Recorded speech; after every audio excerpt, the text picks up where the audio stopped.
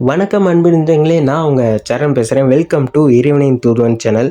நீங்கள் ஏதாவது பிரபலமான அரசியல் தலைவர்கள், அதிகாரிகள் இல்லைன்னா பிரபலங்கள் சத்தமாக பாதுகாப்போடு வர்றதை பார்த்துருப்பீங்க. ஆனால் இந்த பாதுகாப்பை எப்படி கொடுக்குறாங்க, அதுக்கு என்னெல்லாம் கேட்டகரி இருக்குது, இன்றைக்கி நாம் ஒய் பிரிவு பாதுகாப்பை பற்றி முழுசாக பார்த்துருவோம்.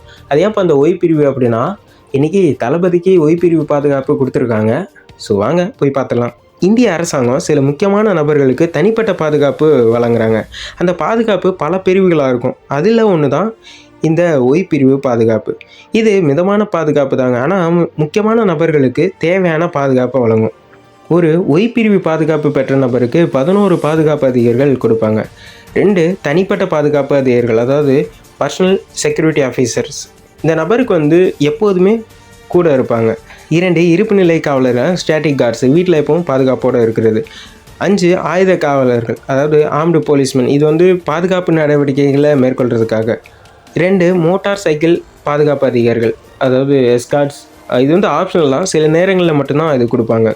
இந்த பாதுகாப்பு அளவு செட் மற்றும் செட் ப்ளஸ் பாதுகாப்பை விட குறைவானது தான்.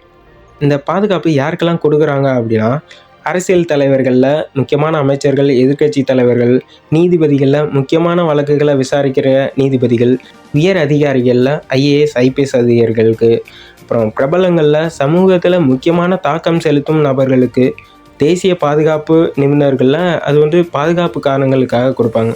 இவங்களோட வாழ்க்கை ஆபத்தாக இருக்கலாம், அதனால தான் அரசு அவங்களுக்கு இந்த பாதுகாப்பை கொடுக்குறாங்க. இந்த பாதுகாப்பு பயணத்தின் போது எப்படி வேலை செய்யுது அப்படின்னா, அதிகாரிகள் எப்போதும் ஆயுதத்துடன் இருக்கிறது, அப்புறம் வழிபார்த்தல் மற்றும் தடுப்பு சோதனைகளை செய்கிறது, அதிரடி தாக்குதல்கள் வராமல் இருக்க பாதுகாப்பு ஏற்பாடுகளை செய்கிறது.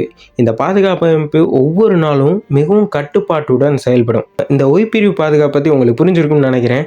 நீங்கள் என்ன நினைக்கிறீங்க அப்படின்றத கீழே கமெண்டில் சொல்லுங்கள். மீண்டும் அடுத்த வீடியோவில் உங்களை சந்திக்கிறேன். நன்றி, வணக்கம்.